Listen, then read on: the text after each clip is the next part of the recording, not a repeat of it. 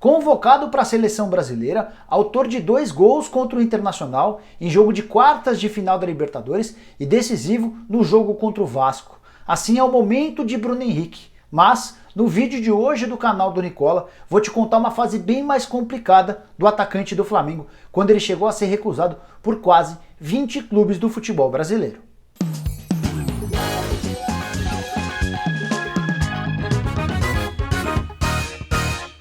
Fala aí pessoal, eu sou o Jorge Nicola e quero usar esse vídeo para contar uma série de detalhes que eu consegui sobre a vida do Bruno Henrique. Para mim hoje, o atacante do Flamengo é o principal jogador em atividade no futebol brasileiro.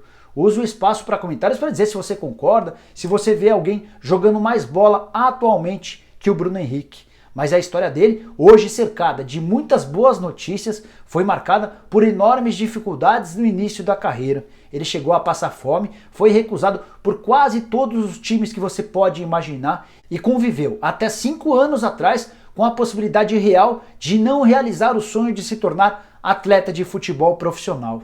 A história de Bruno Henrique começa a ter seus primeiros capítulos escritos em 2011, quando ele, ainda chamado de Bruninho, foi um dos grandes destaques de um torneio de várzea disputado em Belo Horizonte. Ele foi o artilheiro, o craque do campeonato e o campeão, a ponto de ter chamado a atenção de um olheiro do Cruzeiro, que o convidou para assinar por 1 ano com a Raposa, mas tinha uma condição: ele não jogaria no Cruzeiro, a menos que fosse muito bem no clube para o qual ele seria emprestado, para a partir daí pensar numa volta para o Cruzeiro.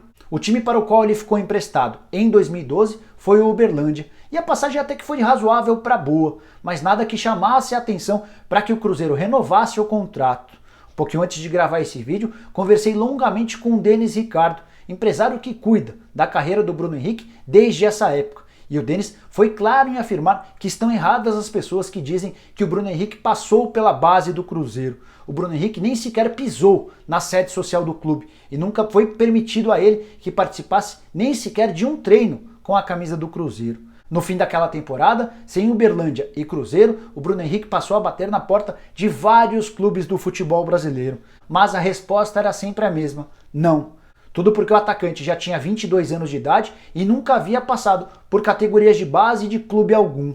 Santos, Botafogo, Atlético Mineiro, América Mineiro, Guarani, São Caetano, Ponte Preta, CSA, CRB, Sport, Náutico, Santa Cruz, Bahia, Vitória. Esses foram só alguns dos clubes para os quais o Bruno Henrique foi oferecido, mas nenhum deles se interessou. O Denis Ricardo chegou a fazer um contato até com o Sporting Cristal, do Peru, e a resposta até dos peruanos foi a mesma, descartando o Bruno Henrique.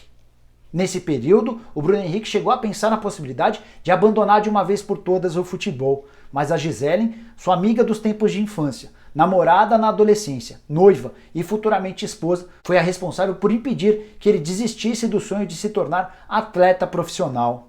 A única porta que se abriu foi a do Itumbiara, que disputaria a 2ª divisão do Campeonato Goiano. Por lá, o Bruno Henrique foi muito bem, 9 gols em 12 jogos, vice-artilheiro do campeonato e responsável direto pelo acesso do Itumbiara para a elite do futebol goiano. Era hora, pelo menos na visão do Bruno e do Denis Ricardo, seu empresário, de alçar voos maiores, mas as portas continuavam fechadas para o atacante. O América Mineiro chegou a recusar até a possibilidade de ter o Bruno Henrique de graça para um período de testes. O empresário sugeriu que o Bruno ficasse sem qualquer custo para o América, o tempo que fosse preciso para que o clube pudesse fazer uma avaliação, e nem isso o América Mineiro quis fazer. Foi aí que apareceu o Goiás, para um contrato de produtividade, mas que também pode ser chamado de um contrato de extremo risco pro jogador. O vínculo seria de 1 ano, mas se o Bruno Henrique em 3 meses não fosse aprovado, ele seria dispensado sem receber qualquer centavo. Depois do primeiro mês do Bruno Henrique com a camisa do Esmeraldino, tocou o telefone do Denis Ricardo. Do outro lado da linha, um dirigente do Goiás dizendo que ele deveria começar a procurar clubes pro Bruno Henrique. Primeiro mês muito ruim do atacante e o Goiás já vislumbrava a possibilidade de dispensá-lo. O Denis Ricardo decidiu não contar absolutamente nada desse papo pro Bruno Henrique. E foi a melhor coisa, porque no mês seguinte, o segundo com a camisa do Goiás, o Bruno Henrique deslanchou, virou o titular absoluto e uma das peças mais importantes do Goiás na temporada, a ponto de ter sido vendido meses depois para o Wolfsburg da Alemanha por 5,5 milhões de euros. A partir daí eu imagino que todos vocês conheçam a história do jogador que chegou a enfrentar o Real Madrid em Liga dos Campeões, foi contratado pelo Santos por 14 milhões de reais e trocou a Vila Belmiro pela Gávea em 2019 por 23 milhões de reais. O Bruno Henrique nesse ano só tem menos gols no Flamengo do que o Gabigol. Ainda assim, com assistências e gols, ele tem sido extremamente fundamental para o time de Jorge Jesus, a ponto de ter sido o único rubro-negro convocado por Tite para a seleção brasileira na semana passada. Antes de encerrar, quero contar também um dos momentos mais difíceis da carreira do Bruno Henrique. Entre a saída do Uberlândia e a contratação no Itumbiara, ele chegou a passar fome.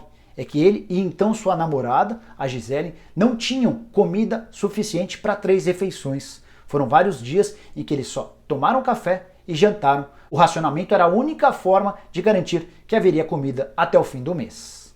Ah, já ia me esquecendo de uma curiosidade legal sobre o atacante do Flamengo. Ele não é o único jogador da sua família. O Juninho, um ano mais velho que ele, é seu irmão e também foi atleta, um dos grandes nomes da várzea em Minas Gerais. Não à toa, ele é chamado de Juninho Neymar. Mas, pela falta de persistência e pela necessidade de ter um trabalho fixo para sustentar os 2 filhos, o Juninho precisou abrir mão da carreira de jogador de futebol. Hoje, ele segue jogando de forma amadora em Belo Horizonte e tem cachês que variam de 200 a 500 reais por partida. Bom, era essa história que eu queria te contar sobre o Bruno Henrique. Espero que você tenha curtido o vídeo e dê um like por aqui. É também uma forma de você me incentivar a contar outras histórias de jogadores que fazem sucesso no Brasil e no exterior. Quem ainda não se inscreveu no canal, se inscreva e acione o sininho, assim você é notificado toda vez que eu fizer um vídeo novo ou uma live, e use o espaço para comentários para deixar crítica, sugestão, pergunta, opinião, seja lá o que for, beleza? A gente se vê em breve, um abraço!